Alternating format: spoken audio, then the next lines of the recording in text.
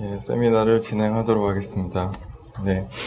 저희 이미 어느 정도 소개를 해주셨는데요. 예, 저는 C# MVP고요. 안재우라고 합니다. 그리고 제일 지금 오른쪽에 계신 분이 김정선 MVP님이시고요. 그 다음에 김정선 MVP님은 SQL 서버 쪽 MVP님이시고, 가운데 계시는 이지선 C# MVP. 저희 3명이 진행을 할 예정입니다. 네. ORM이란, 네. 간단합니다. 말 그대로, 이름 그대로, 오브젝트 릴레이셔널 매핑이라고 부르고요. 그래서, 딱히 드릴 얘기가 없습니다. 이름 그대로고, 설명 그대로고요. 그래서, 다만 이제, 알아봐야 될 거는, 굳이 이제 첫 번째 보면, 왜 ORM이라는 게 나오게 됐는지를 살펴봐야 되겠죠. 그래서, 그 이유 자체는 뭔가 하면, 이것도 간단합니다. 대부분 사람들이 프로그래밍 개발을 하면서, OOP 랭귀지를 사용하기 시작하죠. 그래서, 애플리케이션 프로그래머들은 자기가 다루는 거에 대해서 개발하는 코드상에서 오브젝트를 다루고 싶어 해요. 근데 사실상 데이터베이스는 오브젝트의 세계가 아니죠. 그래서 그러면 내가 쓰고 싶은 오브젝트의 세계와 릴레이셔널 DB의 세계관을 서로 간에 어떻게 일치를 시켜줄 거냐, 연관고리를 맺어줄 거냐는 개념상에 사실 ORM이 나왔고요. 그래서 잘 아시는 얘기들, 오브젝트라고 하면 상속 구조, 이네리턴스도 있고, 하이로키컬한 구조도 가리고, 앱스트랙션, 퍼시스턴스, 레퍼런스 관계 등등 이제 이런 거를 얘기하는 세계고, 릴레이셔널 데이터는 테이블 형태 데이터고, 그 다음에 SQL문 같은 DML 언어에 의해서 조작을 하는 언어고, 그 다음에 프라이머리 키를 가지고 따지는 데이터를 식별하는 형태로 구성이 되어 있거든요. 그래서 대부분, 물론 이제 이 중에서 SQL로 쿼리를 잘 짜시는 분들도 계시긴 하겠죠. 분명히. 대부분 그렇게 많이 개발할 거고. 그런데 우리가 익숙한 오브젝트의 세계를 그대로 유지하면서 SQL문을 좀 몰라도 쓸 수는 없을까라는 생각도 있었고, 몇 가지 사실 뒤에 설명을 하겠습니다만, ORM에서 또 나온 아이디어 중에 하나는 뭔가 하면은 특정 데이터베이스에 종속적이지 않은 애플리케이션을 만드는 겁니다. 그래서 보통 이제 우리가 대부분 쿼리문 같은 거를 작성할 때나 여러 가지 코딩을 하다 보면은 특정 DB 서버를 한정해서 사용하게 되죠. 예를 들어서 커넥션 클래스 같은 경우에는 SQL 커넥션, 오라클 커넥션 이런 코드를 사용하게 되는데, 그런 거를 그냥 무시하고, 쉽게 말하면 좀 더 극단적으로 말하면 개발자 입장에서는 DB 스키마가 어떻게 생겼는지 모르고 개발할 방법은 없는 것까지 가버리는 거죠. 그래서 간단한 이제 슈도 코드입니다. 이게 특정 ORM이나 특정 코드를 쓰는 건 아니고요. 그냥 통상적으로 이제 우리가 알고 있는 코드들을 대략적으로 그냥 논리적으로 나열해 본 거고요. 전통적인 방법은 다들 익숙하시겠죠. 이렇게 셀렉트 쿼리문 정의해가지고 커맨드 파라미터로 값을 세팅하고 쿼리 실행하고, 그 다음에 실행한 결과에서 로우 몇 번째 카운트, 프로덕트 카운트란 걸 얘를 갖고 와가지고 추가하려면 인트형으로 캐스팅을 해야 되죠. 이렇게 해서 한 다음에 다시 업데이트문을 써가지고 저런 값들을 사용해서 이제 다시 쿼리를 실행하는 형태가 이제 전통적인 방법에서 쿼리입니다. 근데 보시다시피 밑에 있는 ORM은 일단 보기에 뭔가 멋져 보이죠. 그냥 겉으로 보기에 일단 쿨하죠. 프로덕트.로드 해가지고 아이디를 딱 던져줘서 그냥 이상한 캐스팅이니 이런 거 없이 그냥 바로 뿔뿔 한 다음에 세이브 체인지 딱 하면 업데이트가 된답니다. 좋죠. 그죠? 일단. 처음에 이제 ORM을 보면 많은 사람들이, 멋지다. 당장 위에 하고 코드 라인 수를 비교해봐도 절반도 안 되는 코드 라인 수가 되는 거죠. 그래서 실제로 이제 ORM의 장점으로 많이 얘기되는 것 중에 하나는 코드 작성 양을 줄여준다고 합니다. 그래서 믿거나 말거나 통계인데, 이건 단넷이 아니라 자바 쪽에서 오히려 나온 통계인데요. 전통적인 방법을 쓸 때하고 ORM을 사용할 때에 비해서 코드 라인 수가 4분의 1로 줄어든다고 합니다. 일단. 그런데 사실 나중에 저희가 언급을 하겠지만은, 대신에 많은 사람들이 착각을 하는 것 중에 하나는 ORM을 쓰면 개발 생산성이 엄청나게 좋아진다고 생각을 합니다. 근데 코드 라인 수가 짧아지면 개발 생산성이 좋아질까요? 좀 웃긴 얘기죠. 예를 들어서 코드 라인 수가 4분의 1이면 개발하는 기간이 4분의 1 내에 끝나나요? 아니라는 겁니다, 사실상. 그러니까 물론 이제 코드 라인 수가 줄어들면서 개발 생산성이 좀 더 좋아질 수 있는 확률은 높아지지만은 그렇다고 해서 무조건 개발 생산성하고 직접적인 연관이 있지는 않아요. 그리고 또 거꾸로 이제 ORM을 사용하면서 ORM의 세계로 또 생각을 하다 보면 오히려 다른 설계나 개발하는데 시간이 더 많이 들어가는 경우도 있기는 합니다, 실제로. 자, 그리고 아까 뭐 처음에 설명한 거지만은 그 ORM의 장점은 오브젝트 오리엔티드 모델에서 사용하는 것들을 다 사용할 수 있습니다. 뭐 상속을 한다든지, 뭐 어소시에이션을 만든다든지, 계층형 구조를 만드는지 다 가능하고요. 아까 이제 말씀드린 것처럼 특정 DB에 대해서 의존성을 제거할 수 있습니다. 사실 뭐 이렇게까지 쓰는 경우는 매우 드물긴 하겠지만은 특히 이제 어떤 솔루션을 개발하시는 업체들 같은 경우에 만약에 패키지 솔루션을 납품을 해야 되는데 고객이 나는 내가 원하는 DB를 사용하고 싶다. 그러면은 애플리케이션 코드를 거의 수정 안 하고 고객이 원하는 데이터베이스에 설치하는 것도 가능합니다, 실제로. 근데 사실 이제 물론 이게 ORM을 안 쓸 때는 불가능하냐? 어느 정도 가능은 하죠. 대신에 상당한 노가다를 해야 되는 게 문제가 되긴 하지만요. 그리고 자연적으로 이제 그 오브젝트 오리엔티드 모델이기 때문에 컴파일 타임 체킹이 가능합니다. 우리가 아까 앞에 이미 보셨지만은 잠깐 다시 코드로 돌아가면 이 프로덕트 프라이스라는 게 인트형이었죠. 아까 이제 예전 방법에서는 이렇게 뭐 캐스팅을 하고 뭐 이런 형태로 사용을 했어야 되는데 ORM에서는 자연적으로 이게 인트형이라는 게 인식이 되는 거죠. 이런 컴파일 타임 체킹도 문제가 되고요. 그다음에 어찌 보면은 가장 멋져 보이는 것처럼 보이는 건데 맨 밑에 문장 숙련되지 않은 개발자도 일정한 수준 이상의 SQL 문 생성이 가능합니다. 어차피 ORM이 자동으로 생성해 주니까. 그 이제 일정한 수준이라는 게 일반적인 개발자가 볼 때는 이 정도면 잘 짠 거 아닌가? 라고 생각할 수 있지만은 이제 DBA나 그런 DB 컨설턴트 시각에서는 저런 식으로 짜면 시스템 딱 말아먹기 좋다라는 상황이 나올 수도 있다는 거죠. 네. 그래서 그 ORM 단넷에서 사용할 수 있는 ORM을 이제 크게 살펴보면은 마이크로소프트 계열에서는 링크 투 SQL이라고 불리는 게 있고요. 그다음에 이거의 좀 더 발전된 버전인 ADO.NET 엔티티 프레임워크이라는 게 있습니다. 크게 MS에서는 현재 두 가지를 제공을 하고 있고요. 그 다음에 오픈소스나 타 제품 같은 경우에는 뭐 N-Hibernate, 그 다음에 예전에 아이바티스였는데 이름이 바뀌어서 와이바티스, 뭐 캐슬, 액티브 레코드, 데이터 오브젝트, 서브소닉 등등등등등등등이 있는데 제가 이번에 자료를 조사하면서 매우 재미난 거를 얻었습니다. 보통 자바 쪽에서 ORM을 더 많이 사용하죠. 그죠? 흥미로운 거는 조사를 해보니까 단넷에서 쓸 수 있는 ORM이 종류가 더 많습니다. 희한한 거는. 다만 얼마나 잘 쓰는지 아닌지는 알 수 없다는 단점이 있죠. 그래서 통상적으로 이제 자바 같은 경우는 주로 하이버네이트나 아니면은 아이바티스를 많이 사용을 하고요. 그다음에 단넷에서도 마찬가지. 단넷은 좀 랜덤입니다. 링크 투 SQL 쓰시는 분들도 있고, ADO.NET EF를 쓰시는 분들도 있고, N-Hibernate를 쓰시는 분들도 있고, 아이바티스를 쓰시는 분들도 있고, 사실 밑에 있는 나머지 기타 등등등등들은 쓰는 거는 크게 많이 못 봤습니다. 국내에서는 실제로 보면. 실험을 해보신 분들 계시겠지 모르겠지만요. 그래서 오늘 이제 저희가 다룰 주제는 사실 여기 있는 ORM을 다 소개하면 좋겠는데, 그러기엔 시간이 안 되고요. 그래서 제가 이제 ADO.NET 엔티티 프레임워크에 관련된 내용을 위주로 많이 설명할 거고, 옆에 있는 이제 이지선 MVP가 N-Hibernate나 마이바티스에 대해서 설명을 할 겁니다. 그래서 각자 이제 맞춰서 궁금하신 거 물어보시면 되고요. 자, 이제 뭐 간단하게 설명하겠습니다. 이 ADO.NET 엔티티 프레임워크이라는 거는 전체적인 구조가 이렇게 생겼습니다.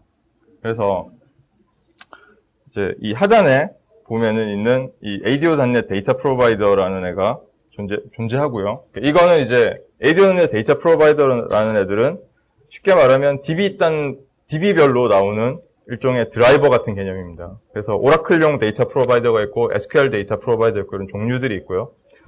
중간에 이거를 가로채기 위한 엔티티 클라이언트 데이터 프로바이더가 있습니다. 그래서 대충 유추를 해보면 이 사용자가 만약에 엔티티 클라이언트 데이터 프로바이더에 뭔가를 명령을 날리면은 이쪽에서 커맨드를 만들어가지고 실제 데이터 하부에 있는 데이터 프로바이더한테 날려주는 역할을 한다는 거죠. 그리고 이런 이제 엔티티 클라이언트 데이터 프로바이더를 다루기 위한 상위에 이제 오브젝트 서비스가 존재하고요. 그리고 아까 이제 ORM 매핑이라는 얘기를 했죠. 매핑의 세계에서 보면은 여기 있는 이제 EDM이라고 되어 있는 엔티티 데이터 모델이라고 불리는 약어가 있는데, 네, 크게 보면 스토리지 모델이라고 하는 거는 DB의 데이터베이스 상의 스키마라고 보시면 됩니다.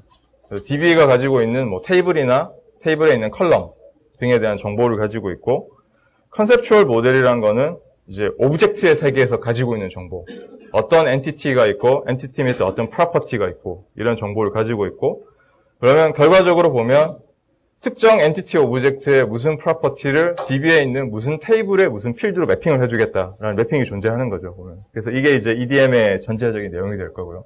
사실 개념도만 좀 보시고요. 뭐 지금 당장 이거를 다 이해하시려면 힘들 거예요. 이 그림을 먼저 보여드리는 이유 중에 하나 또 뭐가 있는가 하면은, 이제 오늘 나중에 거의 데모 중에 가장 중요한 데모가 하나가 있습니다. 보면. 그래서 이제 그 이후에 좀 이따가 김정선 MVP님도 얘기를 하시겠지만은, ORM을 사용하면서 가장 문제가 되는 것 중에 하나가 뭔가 하면은, 특정 쿼리가 문제를 일으키는데 도대체 이놈의 쿼리가 어디에서 실행되는 건가를 알아내는 거거든요.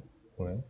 왜냐하면 코드상에서는 쿼리문이 직접 보이지 않기 때문에 이놈의 쿼리가 어느 놈이 날리는지를 알 수가 없어요, 보면. 이런 거를 찾아내기 위한 방법을 설명할 텐데, 그거를 구현하는 거를 설명할 때 다시 이 그림하고 유사한 그림이 나옵니다. 그리고 실제 이 그림 내에 그 기능을 구현하기 위한 답이 힌트가 숨어 있기도 하고요. 이따 살펴보겠습니다. 자, 이제 말로 지금까지 많이 했는데 이제 슬슬 데모를 가겠습니다. 이제 엔티티 프레임워크는 현재 최신 버전이 4.2까지 나와 있고요. 이 엔티티 프레임워크를 사용해서 디자인을 할 때 접근할 수 있는 방법이 크게 세 가지가 있습니다. 첫 번째가 이제 DB First. DB First는 이제 EF 1.0에서부터 나왔던 방법이고요. 간단하게 말하면 기존에 이미 DB가 있는 경우를 기준으로 만드는 겁니다. 대부분 그렇겠죠. 사실 우리가 대부분 프로젝트에서 겪는 것들이 데이터베이스가 이미 있는 상태에서 이후에 이제 보여드릴 엔티티 모델을 자동으로 생성을 해냅니다. 디자인 타임에서 생성해내는 기능이 있고요. 그 다음에 EF 4.0에서 나온 기능 중에 모델 퍼스트라는 기능이 있습니다. 모델 퍼스트는 이름 그대로 DB가 전혀 없는 상태에서 엔티티 모델을 먼저 그리고 엔티티 모델을 가지고 DB 스크립트를 자동으로 생성해냅니다. DB 스키마를 만들기 위한 거. 그래서 이제 DB가 없이 그냥 엔티티 모델 그림 쭈쭈쭈 그리고 제네레이션 누르면 DB의 테이블이 자동으로 쫙 생깁니다. 그래서 신규 개발할 때 보통 좋은 방법인데, 솔직히 저도 못 써먹어 봤습니다. 왜냐? 대부분 프로젝트에서는 DB 모델링 한 사람은 따로 있죠. 제 영역이 아니기 때문에 뭐 그런 경우는 상당히 드뭅니다. 그리고 이제 마지막으로 나온 방법이 코드 퍼스트입니다. 이후 조금 이따 데모에서 보겠지만은, 데이터베이스 DB 퍼스트든 모델 퍼스트든 EDMX라고 불리는 중간에 매핑이 있는데요. 그거를 관리하고 하는 게 처음에는 편해 보이지만 나중에 되면 점점 짜증이 납니다. 그래서 코드 퍼스트를 사용하면은 그런 EDMX가 없이 만들 수 있는 방법이 제공이 되는 거고요. 이후에 이거는 실제로 이제 말보다 데모를 보는 게 낫겠죠. 자, 간단하게 하나씩 보겠습니다. 네. 이제 프로젝트를 하나 만들고요. 제가 클래스 라이브러리로 하나 만들고, 우선 DB 퍼스트를 하겠습니다. 네, 프로젝트 이름을 이렇게 줬고요. 필요 없는 거는 빼겠습니다. 자, DB 퍼스트를 하기 위해서는 add에서 이 ADO.NET 엔티티 데이터 모델, 아까 EDM이라는 단어 기억나시죠? EDM이라는 거. 네, 이걸 먼저 만들게 되고요. 그래서 이 확장자를 보시면 아시겠지만 확장자가 EDMX라는 확장자를 사용합니다. 그래서 EDM 문서를 XML로 정의를 하는 걸 의미를 하고요. 뭐 많은 분들이 익숙하실 노스윈드 DB를 쓰겠습니다. 그래서 처음에 이제 위자드 좋죠. 일단 기분 좋죠. 위자드라고 하면. 근데 나중에 이 위자드가 점점 저주스러워질 때도 있어요. 쓰다 보면. 그래서 자, 일단 generate from database DB first이기 때문에 DB부터 먼저 만듭니다. DB로부터. 그래서 커넥션을 제가 이미 만들어 놨고요. 제가 노스윈드 DB로 커넥션을 만들어 놓고 커넥션 스트링 뭐 저장하고요. 네, 이렇게 해서 노스윈드 DB 안에 있는 테이블들이 주르륵 있죠. 그래서 테이블을 다 가져오겠습니다. 뭔지 몰라도 생겼죠. 그래서 뭐 대충 뒤에 그림에서 보시는 예상하시는 대로 이 이제 그 데이터베이스에 있는 스키마 정보를 가지고 자동적으로 이런 다이어그램 비스무리한 걸 생성해놨습니다. 그래서 이제 우리가 잘 알고 있는 내용들을 보죠. DB에 있는 스키마대로 긁어온 거죠. 얘는 주르르르 긁어온 거를 알 수 있고요. 뭐 쉬퍼 어쩌니. 네, 좀 익숙한 이제 오늘 데모에서 좀 제일 많이 사용할 것들이 어차피 카테고리 테이블하고 프로덕트 테이블이기 때문에 잘 이제 보시면은 프로덕트하고 카테고리라는 두 개의 테이블이 생성된 걸 알 수가 있죠. 그래서 프로덕트를 예를 들어서 이렇게 찍어보면은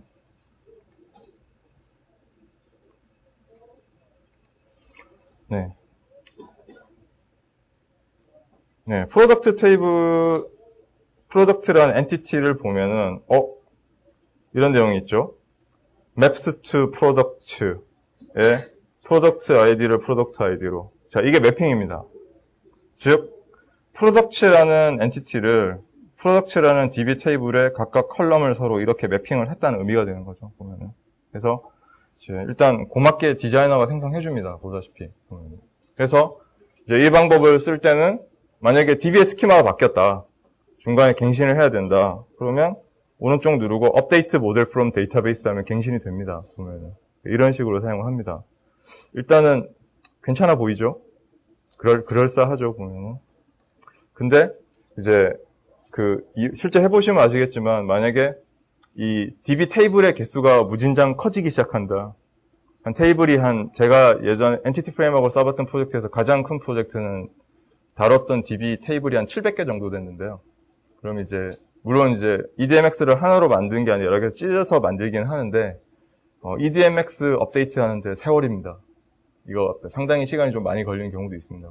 그래서, 뭐 어쨌든 그런 경우도 있고요. 자, 일단 만들었으니까 써먹어봐야죠. 어떻게 쓰는지를 봐야죠. 일단 우선 빌드를 하나 해놓고요.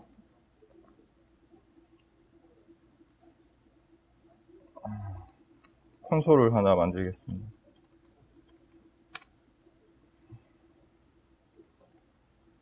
사용을 하기 위해서 레퍼런스를 걸고요.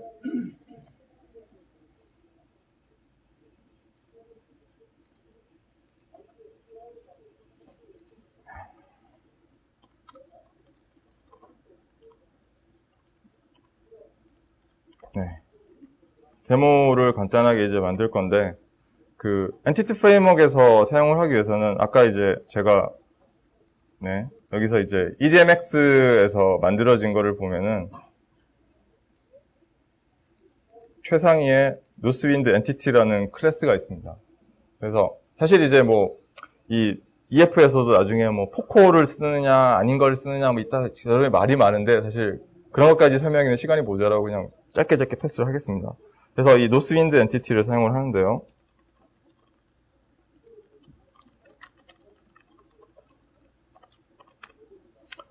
간단하게 프로덕트 테이블의 값을 가지고 오는 거를 짜보죠.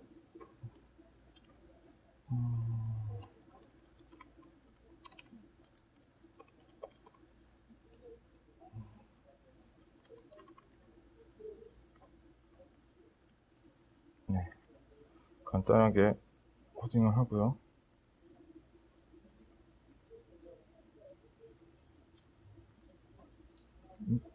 네, 에러가 났죠? 에러가 나는 이유는 레퍼런스가 빠졌답니다. 그래서 엔티티 프레임워크 쪽에 대해서 담겨있는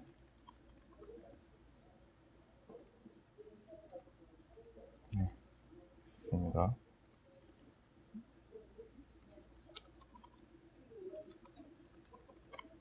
중간에 질문하셔도 되죠. 네. 나는 다 외계어로 들린다 이렇게 하시면 네, 못 알아듣겠다라고 이렇게 하셔도 되고.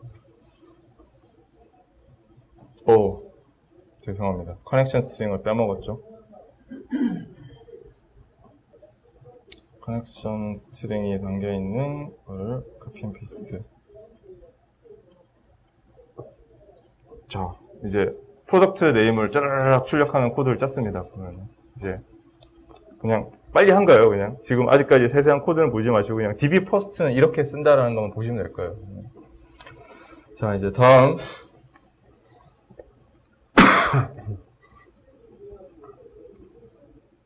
이제 별 그다지 쓸 일이 없는 모델 퍼스트는 그냥 참고로 중간 과정만 잠깐 보고 따로 안 하겠습니다. 제가 질문 드려도 되나요? 네. 저희 오늘 분위기는 이런 분위기입니다. 저희끼리도 다 짠 게 없어가지고 데모하다가 무슨 시비를 걸지 몰라요 지금. 지금 왜 풀업절부터 나와요? 아, 예. 왜 프롬절부터 나오느냐? 예. 그 링큐를 만드는 사람이 이제 C# 랭귀지를 디자인한 그 앤더스 헤즐스버그라는 사람인데요. 이 사람은 옛날부터 자기가 생각하기에 SQL문은 순서가 잘못됐다라고 주장을 합니다.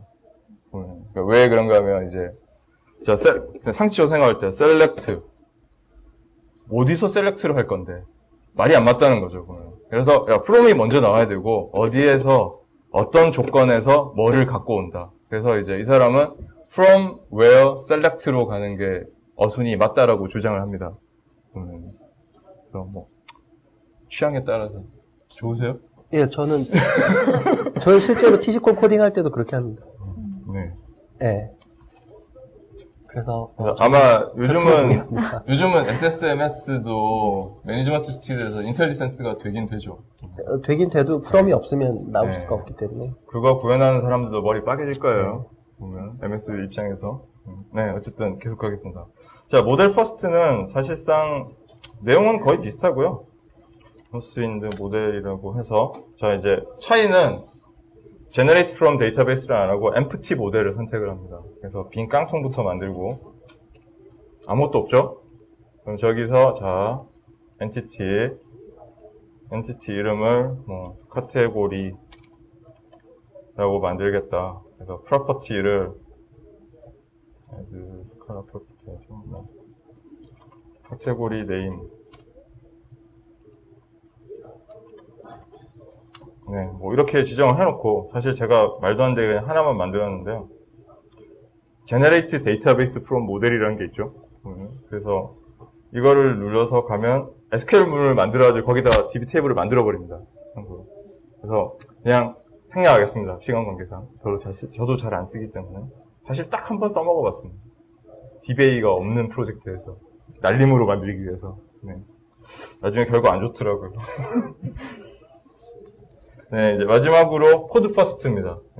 사실 이제 저도 코드 퍼스트를 아직까지 실제 프로젝트에서 써본 적은 없고요. 그러니까 코드 퍼스트가 나온 지 그렇게 얼마 안 됐기 때문에 실제 프로젝트에 써본 적은 없고 이제 최근에 좀 써봤는데 제일 낫더라고요. 역시 코드 퍼스트를 가죠.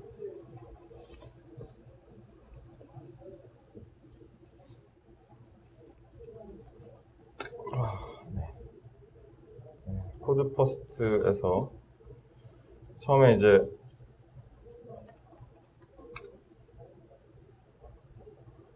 코드 퍼스트에서는 일단 재미난 거는 자 이제 프로덕트 말 그대로 코드로 다 만드는 겁니다. 기본적으로. 그래서 이제 프로덕트에서 자 뭐 스트링 네, 뭐 간단하게 두 가지만 하죠. 보면 좀 더 가겠습니다. 그래서 카테고리도 하나 만들죠.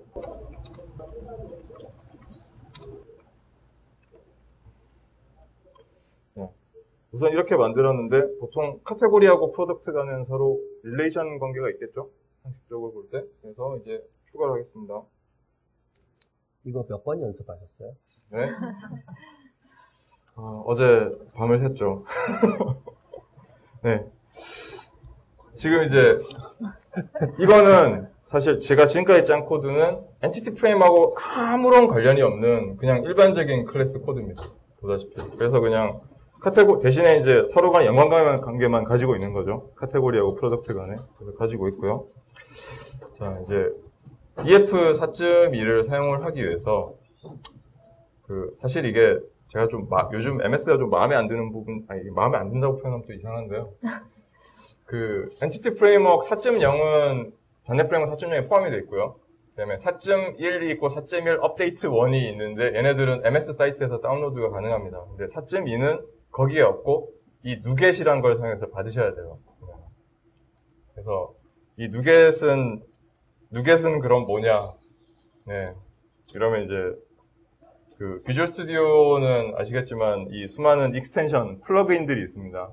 그래서 이제 이클립스 사용하시는 분들 같은 경우도 플러그인을 많이 사용을 하는 것처럼 비주얼 스튜디오도 이제 이렇게 온라인상에서 플러그인들을 자유롭게 다운로드 받을 수 있는데요.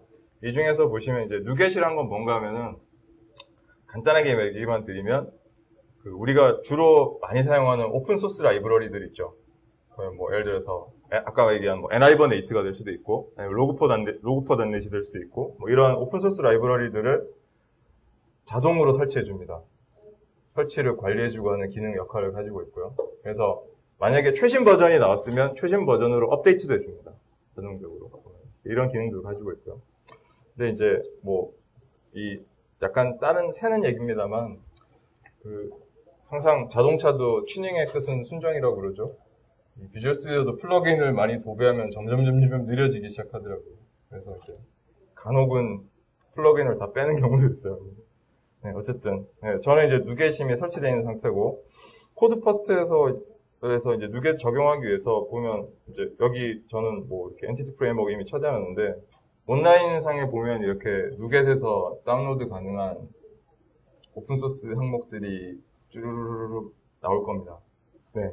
그래서 보면 엔티티 프레임워크이니 jQuery니 등등등등등 익숙하신 것들이 막 나오죠. 이런 항목들이. 그래서 일단 저는 엔티티 프레임워크 4.2를 인스톨하겠습니다. 그래서 다운로드 했고 자동적으로 프로젝트에 해당 다운로드한 거에 대해서 참조도 걸어줍니다. 보다시피 참조도 걸어줬고요. 자, 이제 이 코드 퍼스트에서는 아까 이제 우리가 저쪽 기억나시죠? 콘솔에서 이렇게 테스트할 때 이런 컨텍스트 이런 거 만든 적이 있었잖아요. 그죠? 이런 비슷한 이제 컨테이너를 만들어주는 역할을 수행을 해야 되는데요. 코드 퍼스트에서는 비슷하게 이름을 그냥 노스윈드 컨텍스트라고 주겠습니다.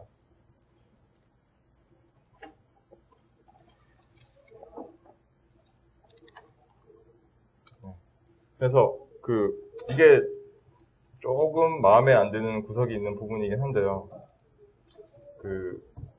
아까 보셨던 것 중에서 노스윈드 이 모델 컨테이너란 거는 오브젝트 컨텍스트란 것도 상속을 받죠. 그래서 되는데 이제 코드 퍼스트에서는 DB 컨텍스트란 것부터 상속을 받습니다. 이게 좀 바뀐 부분이 있고요. 네, 여기서 이제 아까 우리가 만들었던 두 개 프로덕트하고 카테고리 테이블이 있죠. 이 요소들 이 두 개를 이렇게 애드를 해줍니다. dbset이란 걸로 카테고리 여기까지 코딩 힘들군요. 네, 여기까지 했고 이제 사실 코드 퍼스트는 기본적으로 이걸로 끝이에요. 여기까지가. 네, 이제 좀 더 해야 될 거. 자, 그러면 실제로 불러쓰기 위해서는 어떻게 해야 되느냐? 제가 이름을 노스윈드 컨텍스트란 걸로 만들었거든요. 그래서 컨피그레이션에다가 동일한 아까 좀 전에 만들었던 이제 제가 노스윈드 컨텍스트란 걸 만들었죠. 이름하고 동일한 키를 하나 만들고요. 프로바이더 지정하고 커넥션 스트링은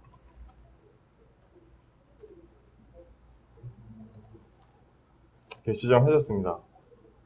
여기까지 했고요. 자, 제가 아까 퍼스트 데모라고 만들어놨던 거를 그대로 카피를 해서 코드 퍼스트 데모라고 이름을 바꾸고 다시 똑같이 이제 사용하기 위해서 저 코드 퍼스트 쪽을 레퍼런스를 걸고요. 저 일부러 이제 이름을 구별하려고 loss in the entity 대신에 loss in the context라고 이름을 바꿨습니다. 네.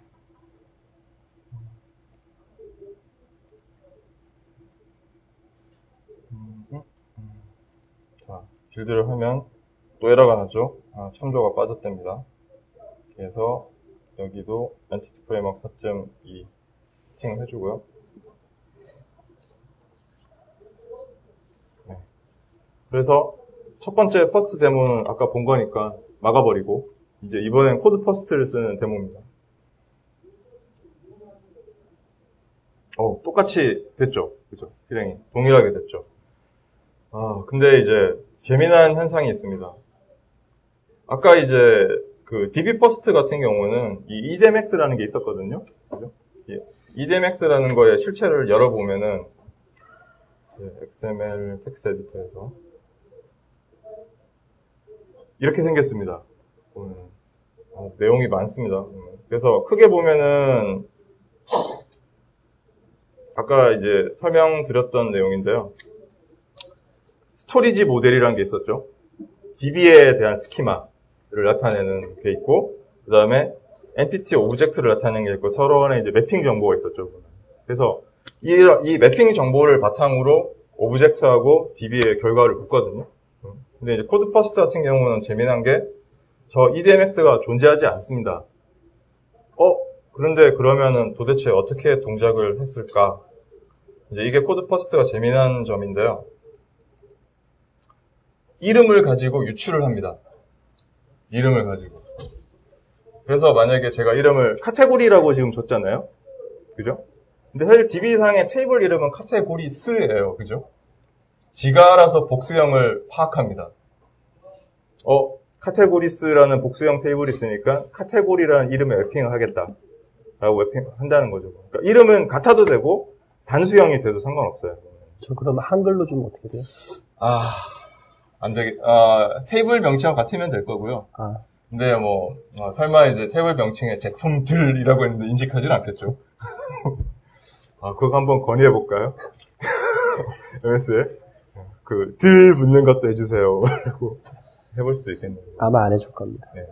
자, 이제, 코드 퍼스트는 이렇게 사용을 합니다, 기본적으로. 조금 있다가 이제 이후에 사실 코드 퍼스트를 사용하는 방법들 몇 가지 좀 더 보여드릴 텐데, 그건 이제 나중에 더 데모를 하면서 이제 진행을 하도록 하겠습니다. 그래서, 코드 퍼스트가 좋은 점은 일단, 아까 같이, 일단 이름만 맞추면 되니까, 이상한 EDMX 만들고 막 이런 거 있잖아요. 이런 게 전혀 필요 없다는 거고요. 그 다음에, 참고로, 만약에 이제, 별거 아닌데, 제가 예를 들어서, 이 카테고리 네임이라는 애를 그냥 카테고리 네임이 아니라 그냥 임의로 마이 네임이라는 걸로 했어요. 만약에 보면 했다고 가정을 하자고요. 근데 그 EDMX에서는 만약에 이제 DB의 이름하고 서로 안 맞다고 가정하죠. EDMX에서는 이게 좀 귀찮아요. 실제로.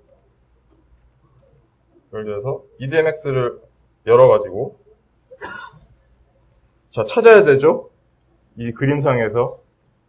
지금은 다이어그램이 몇 개 안 되니까 찾기 쉽지만은, 다이어그램이 한 수백 개 되면은, 이 안에서 찾는 것도 보통 일이 아니에요, 보면. 그래서, 여기서 찍고, 아까 매핑 디테일에 가가지고, 막 이름을 바꾸고, 이런 식으로 작업을 해야 돼요, 보면. 그리고 다시 또 재빌드 해야 되고, 이런 복잡한 과정을 거쳐야 되는데, 아까 이 코드 퍼스트 같은 경우에는 이걸 상당히 이제 심플하게 할 수 있는 게, 자, 이렇게 바뀌었지만은, 실제로 얘 DB 이름은 카테고리 네임이다 라는 걸 지정해주고 싶으면 이렇게 하시면 됩니다.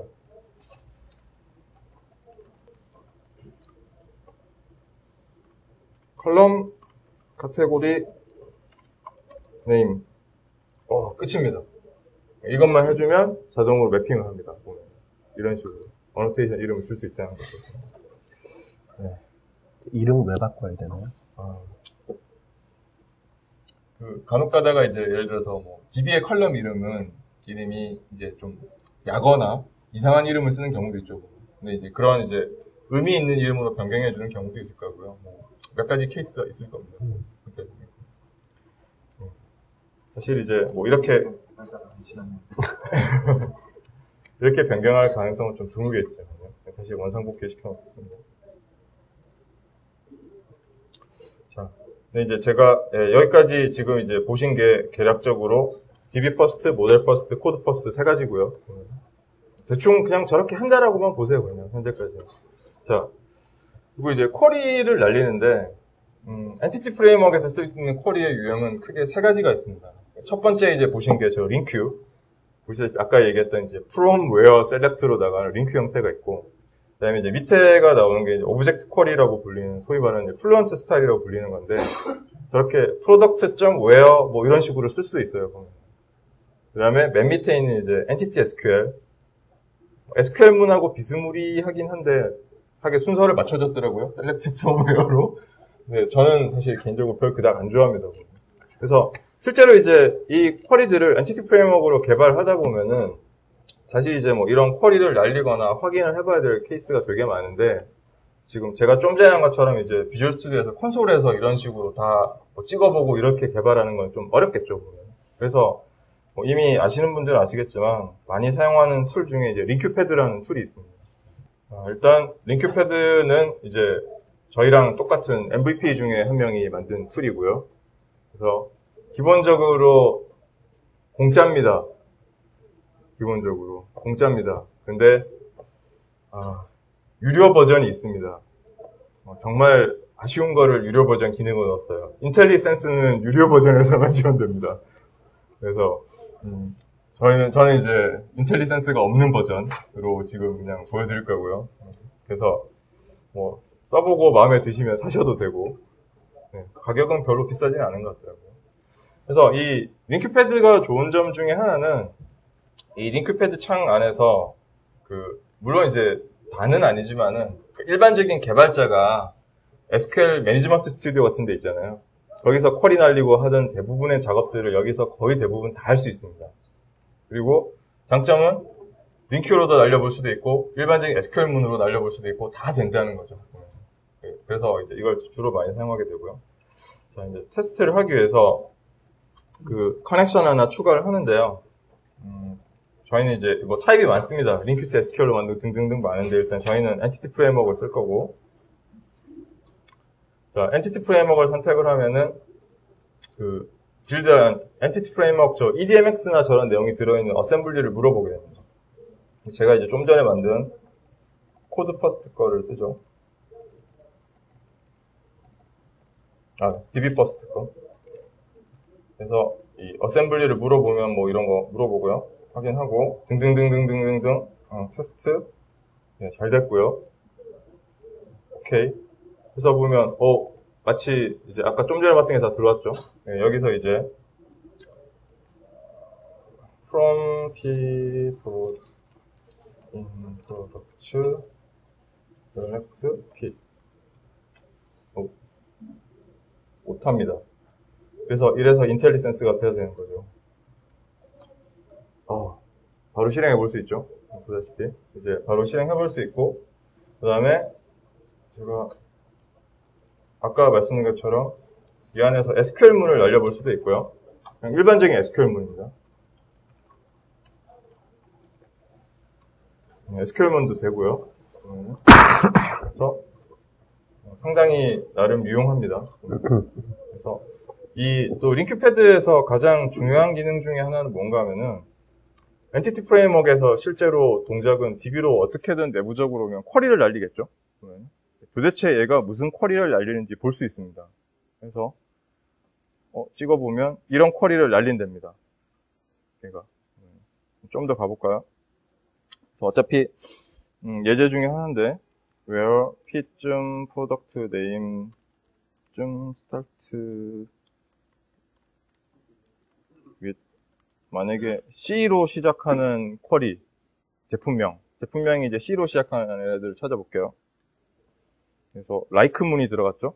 보다시피 뭐 파라미터로 보니까 like 문으로 해서 C%로 해서 날렸다는 걸 알 수 있고, 리절트는 이렇게 9개가 나왔습니다. 뭐 이렇게 사용할 수도 있고, 자, 뭐 할 수 있는 거는 좀 더 많습니다. 자, 만약에 다시 이제 이 웨어절은 제가 빼버리고요. 나중에 스킵도 보여주세요. 스킵 지금 할까요? 네, 뭐 지금 하셔도 되고. 네, 뭐 실습 체계가 나왔는데 이제 소위 말하는 이제 스테이트먼트로, 지금은 이제 링크 쿼리를 하나로 하는 거고, 스테이트먼트로 하면 문장을 여러 장을 쓸 수 있습니다. 그래서, int 페이지 인덱스, 소위 말하는 이제 페이징을 구현하는 거인데요.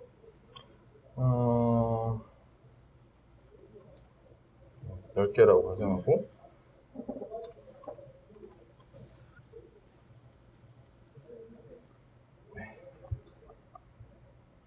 그래서 찍고 싶을 때는 덤프라는 걸 하면 아래에 출력이 됩니다. 링크패드에서는. 점 덤프라고 합니다. 자, 그런데 지금 이제 이 상태에서는 취집 7개가 출력이 됐죠? 그래서 만약에 우리는 페이징을 구현하기 위해서 skip 페이지 1번이라고 페이지 인덱스 곱하기 페이지 어카운트 그래서 take 페이지 어카운트 여기 있죠. 페이징 쿼리를 이제 첫 번째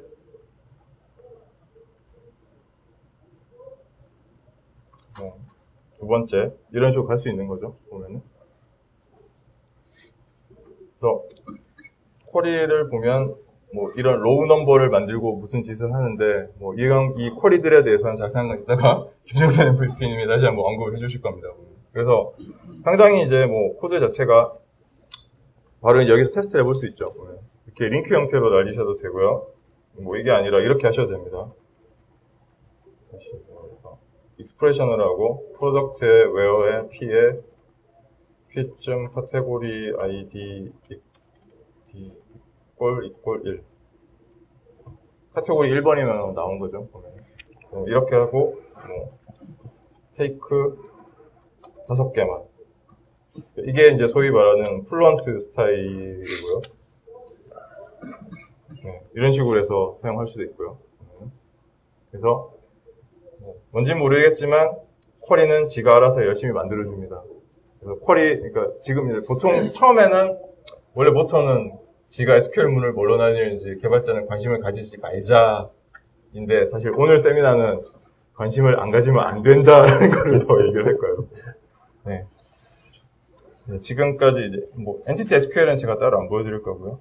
그래서 지금까지 이제 보여드린 게 뭐 개략적인 건데 좀 더 사실 복잡한 샘플도 있습니다. 뭐 단순하게 이런 것뿐만 아니라 이제 뭐 include, join, group by 등등의 이제 예제도 있는데 뭐 이런 거는 뭐 조인도 가능하다는 거를 볼까요?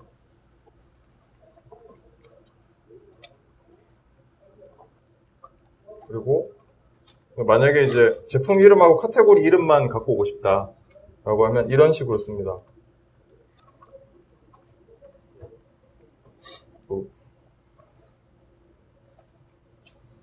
가끔 저도 까먹어요, 이게. 네, 이런 식으로 하면은 열심히 인너 조인을 하는 쿼리를 만들어줍니다. 뭐 이런 거나 그룹 바이 뭐 대부분의 우리가 SQL문에서 할 수 있는 대부분의 쿼리들이 다 가능합니다. 가능하고요. 아우터 조인도 되죠. 네, 아우터 조인도 됩니다. 크로스 조인도 되나요? 크로스 조인은 명시적인 건 없습니다. 네. 그래서 이제 그러면 인서트, 업데이트, 딜리트는 어떻게 하냐라는 게 또 남죠. 그죠? 그래서 간단합니다. 사실 이거 자체는. 만약에 이제 제가 간단하게 하나 따죠. 이렇게 하면 첫 번째 것만 갖고 오는 거거든요. 프로덕트에서. 프로덕트가 잘 갖고 오는지 한번 찍어보죠. 스테이트. 네. 한 개 갖고 왔죠, 그죠? 하나짜리. 그래서 갖고 온 거에 프로덕트쯤 예를 들어서 유닛스 인 스톡이 지금 39개인데 40으로 바꾸겠습니다. 40으로 변경하고 이제 사실 그 아까 이제 코드에서 하던 거 조금 다르다는 게 느끼는 게 컨텍스트 점 이런 게 없죠. 링크패드에서는 알아서 생략을 해도 됩니다. 그러면. 그래서 이렇게 하고 submit change 라고 부르면 네. 일단 업데이트문 날라갔죠, 그죠? 보다시피 바꿔서 업데이트문 갖고 볼 수 있고. 그러면 저게 get된 업데이트인가요? 네, 현재 이거는 이제 get된 업데이트 시나리오입니다.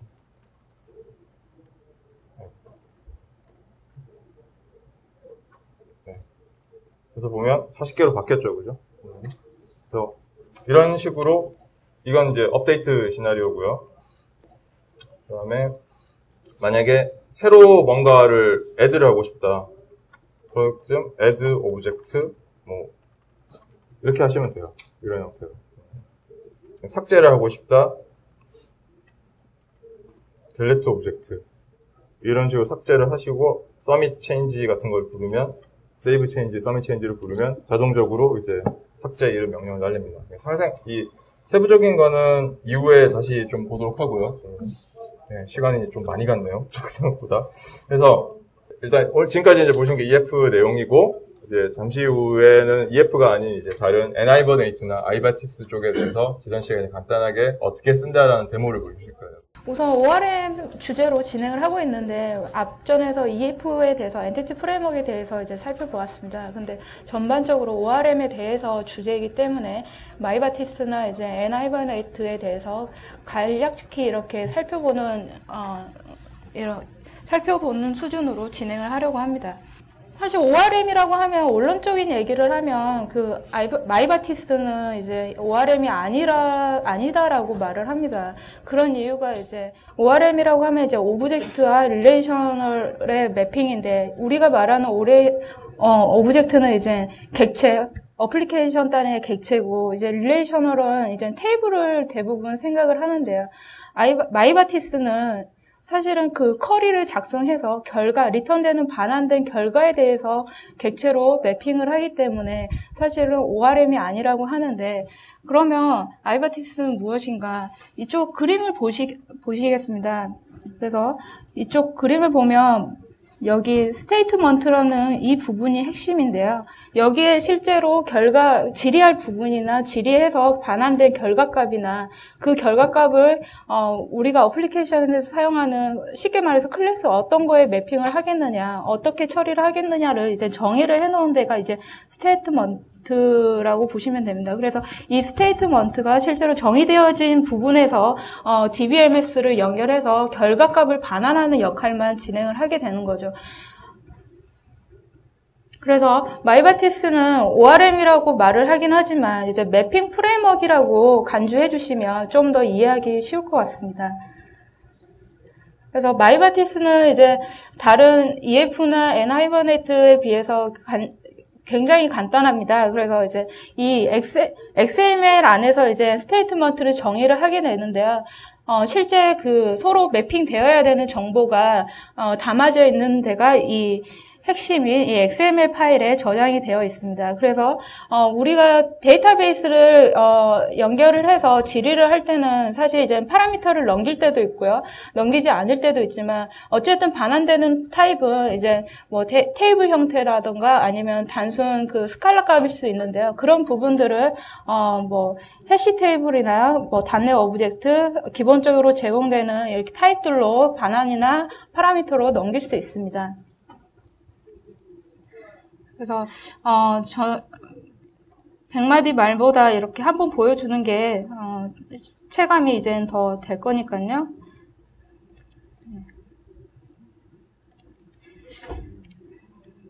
앞 섹션에서 이제 그 안재욱 MVP님이 라이브 코딩 하는 걸 보면서 굉장히 이제 속으로 감탄을 하고 있었는데요. 저는 고수가 아니라서 우선은 코드 리뷰 수준으로 진행을 하겠습니다. 우선은 마이바티스를 사용을 하려면 마이바티스 사이트 가서 이제 공식 사이트 가서 관련 자료들을 다운로드 받으면 됩니다. 그래서 이제 다운로드를 받으면 이제 매퍼하고 데이터 처리하는 DLL들을 받을 수 있고요. 우선은 기본적으로 선행되어야 되는 게 이제 커넥션 스트링이나 우리가 사용하려는 이제 프로바이더, 뭐 MS SQL이다 그런 것들을 지정을 해야 되는데요. 여기 샘플로 받으면 이제 샘플 커넥션 스트링이나 컨피그 파일들이 있습니다. 이 부분을 참조해서 작성을 해주시면 되는데요. XML 파일이니까 직접 코딩을 하려고 하지 마시고요. 그냥 여기 있는 걸 그대로 쓰시면 됩니다. 그래서 프로바이드 컨피그를 보시면 제공되는 데이터베이스 종류들이 이렇게 되어 있고요. 여기서 저희는 SQL 2.0으로 처리를 할 겁니다. 그래서 여기에 enable만 true로 하면 실제로 이 컨피그에서 그 enable된 정보로 프로바이드를 설정해서 연결하게 되어 있습니다. 그리고 SQL 매퍼에서 커넥션 스트링이나 사용하려고 하는 프로바이드 네임만 지정하면 이제 데이터베이스 연결하는 기본적인 설정은 완료된 겁니다. 우리가 이제 ORM을 쓰는 주 원인은 이제 오브젝트를 쉽게 갖다 쓰려고 하는 부분이고, 그 데이터를 가지고 왔던 것이 자동으로 오브젝트에 매핑되기를 바라는 게 이제 개발자의 입장일 것 같습니다. 그래서 그런 것을 가장 잘 보여줄 수 있는 게 이제 MVC라서 MVC 플랫폼으로 이제 진행을 하겠습니다.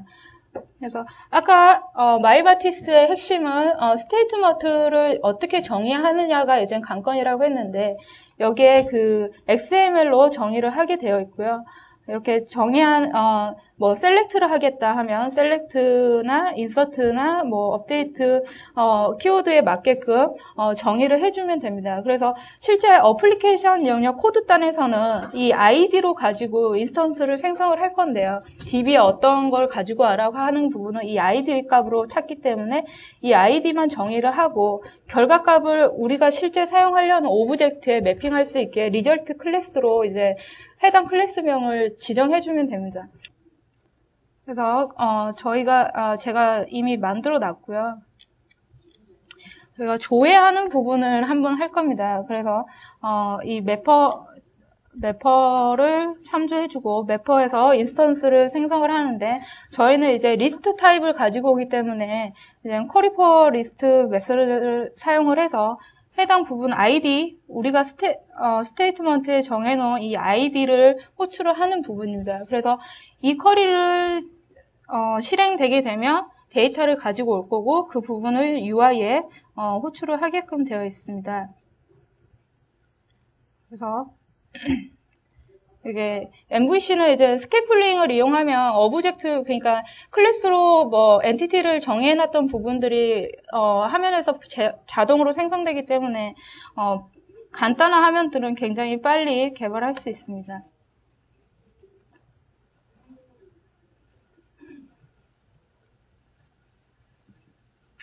그래서 지금 이 앞에 보셨던 select shippers,라는 아이디를 매퍼에서 확인을 해서 해당 쿼리를 조회하는 부분을 프로파일러에서 볼 수 있습니다.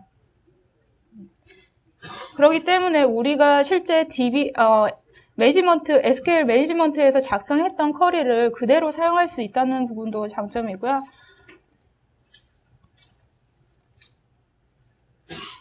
뭐 조회를 하거나 이제 트랜잭션이 있는 부분을 한번 처리를 해보겠습니다. 이렇게 보면 XML 파일에서 수정하는 부분이 이렇게 작성이 되어 있는데, 마이바티스는 그 파라미터로 넘겨야 되는 키워드를 샵으로 앞 뒤로 붙여주기만 하면, 여기 프로파일러에서 한번 보면 이렇게 execute 해서 파라미터로 이제 변수들을 넘겨서 처리를 하게끔 되어 있습니다. 그러니까 트랜잭션 하는 부분들은 다 이런 쿼리를 실제로 수행된다고 보시면 되고요. 우리가 이제 파라미터를 넘길 때는 앞에서 설명했지만 해시 테이블이나 뭐 기본적인 인트 스트링 뭐 타입들을 쓰거나 아니면 뭐 파라미터 클래스라고 해서 우리가 정해놓은 클래스를 사용할 수도 있고요. 파라미터 맵이라고 해서 이렇게 정해놓은 부분들만 파라미터로 넘길 수도 있습니다. 그래서 마이바티스를 뭐 좀 더 자세하게 알고 싶으면 이제 아티클 작성해 놓은 부분이 있으니까요. 그런 부분들을 참고를 해 주시고요. 이런 마이바티스는 XML에서 매핑되어야 되는 정보를 저장만 해 놓으면, 설정만 해 놓으면 어플리케이션 단에서 해당 그 컴피그에서 XML에서 실제로 실행되어야 되는 쿼리들을 수행을 한다는 부분만 인지를 하시면 될 것 같습니다. 그래서 다른 ORM에 비해서 좀 더 그 쿼리나 이렇게 실행되는 뭐 프로시저에 대해서 관리에 그 장점이 있지 않나라고 생각이 듭니다. 그래서 간단하게 XML만 수정을 하면 되기 때문에 하기 때문에 이제 간단하고, 그 다음에 뭐 자바나 뭐 단넷이나 다른 플랫폼을 기반해서도 마이바티스를 사용할 수 있기 때문에 이식성이 높다고 볼 수 있습니다. 그리고 해당 XML에서 보시다시피 어플리케이션 코드 단에서 뭐 쿼리를 작성하거나 그런 부분이 아니기 때문에 어플리케이션 내에서는 조금 분리된다고 볼 수도 있습니다. 그리고 프로젝트를 이제 하다 보면 나중에 이제 그 사용되는 뭐 SP나 아니면 테이블이나 그런 부분들을 이제 명생서를 이제 작성을 하는데, 사실은 XML 파일만 관리해서 하기 때문에 그 부분만 정리를 하면 되니까 그런 부분에서 관리의 용이성도 있고, 이제 반환 결과를 바로 오브젝트로 매핑한다라고 생각하시면 될 것 같습니다. 네, 간단하게 이제 마이바티스를 살펴봤고요. 이제 n하이버네이트를 이제 볼 건데요. n하이버네이트는 어떻게 보면 EF는 n하이버네이트하고 굉장히 유사합니다. 그래서 n하이버네이트를 한번 살펴보겠습니다. 사실 이제 n하이버네이트는 오픈소스고요. 자바 진영에서 굉장히 많이 쓰고 있는 ORM 중에 하나입니다. 그래서 단넷 버전으로 n하이버네이트라고 나오게 되었죠. 그래서 보시면 어플리케이션하고 데이터베이스 사이에서 매핑 역할을 해주는 ORM이 맞고요. 특이한 것은 이제 persistent 오브젝트라고 해서 이제 어플리케이션과 그 가지고 왔던 오브젝트의 영속성을 계속 그 유지를 하게끔 이 객체가 지원을 하고 있습니다. 네, 이 부분도 이제 데모를 통해서 한번 살펴보겠습니다.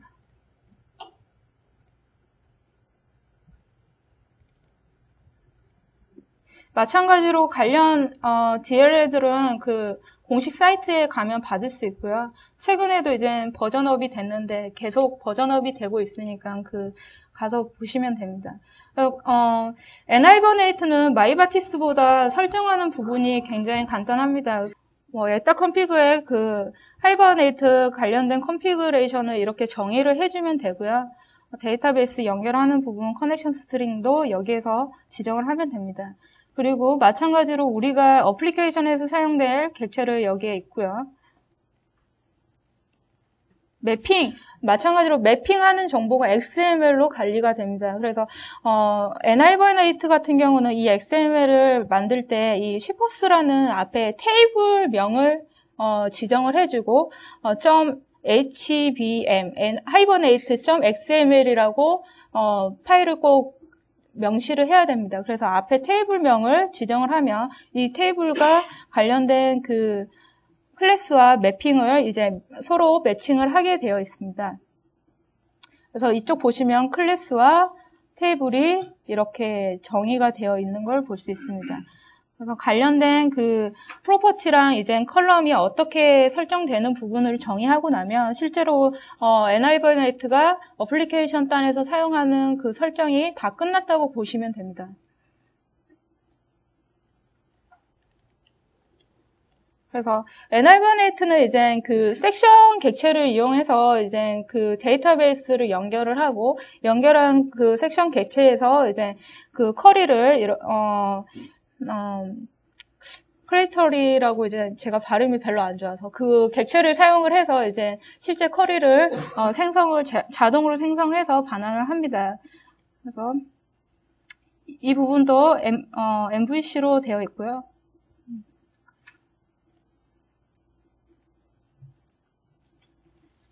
그 뷰에 지금 리절트인 리스트를 이제 반환을 합니다. 그래서 모델로 받았던 부분을 이제 리스트로 출력을 할 건데요. 이 부분은 쿼리가 어떻게 수행되는지 한번 살펴보겠습니다.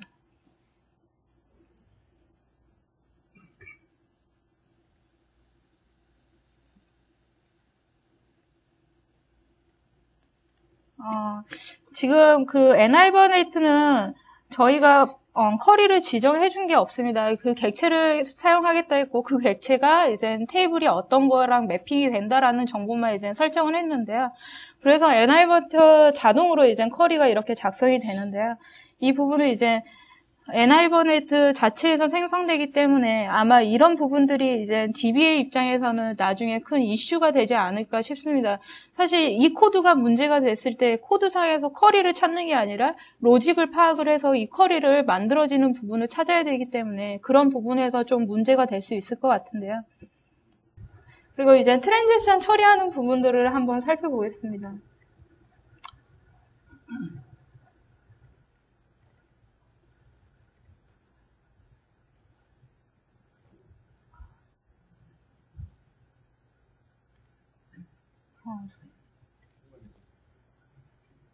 네. 이렇게 트랜지션 처리해야 되는 부분은 마찬가지로 파라미터로 변수들을 넘겨서 업데이트문을 이렇게 작성을 해서 이 부분도 제너레이션해서 자동으로 생성된 코드입니다. 그렇게 해서 이제 nHibernate는 처리가 된다고 보시면 될 것 같습니다. 그래서 아마 저희 회사에서도 마이바티스를 쓰는데 그런 부분들을 쓸 수밖에 없었던 게 이제 대규모 프로젝트나 그런 부분은 분명 쿼리나 그런 SP에 대해서 검증이 사전에 꼭 필요합니다. DBA 컨펌이 떨어져야지만 또 어플리케이션 단에서 사용을 할 수 있기 때문에 그런 부분에서 EF나 nHibernate가 이제 SP를 사용하지 않고 이제 제너레이션 되는 코드를 어떻게 관리하겠느냐가 이제 큰 문제점이 될 수 있을 것 같은데요.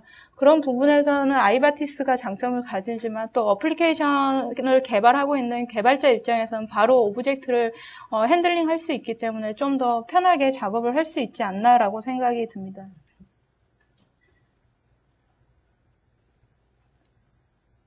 nHibernate는 이제 가장 큰 장점 중에 하나가 이제 오픈 소스이기 때문에 계속 이제 좋은 부분들이 계속 추가가 되고 또 안 좋은 부분들은 서로 얘기가 되기 때문에 계속 발전이 되는 것 같습니다. 그래서 이쪽 보시면 그 섹션이나 섹션 팩토리, 트랜지션, 커리 부분들이 있는데 이런 객체들을 통해서 굉장히 간단하게 어플리케이션 단에서 섹션 안에서 이제 캐시되어야 되는 부분이나 그런 부분들이 굉장히 용이하게 처리가 되고 있습니다. 그래서 사용하는 부분에서 많은 다양한 기능들이 제공되고 있다고 이제 설명드릴 수 있겠습니다.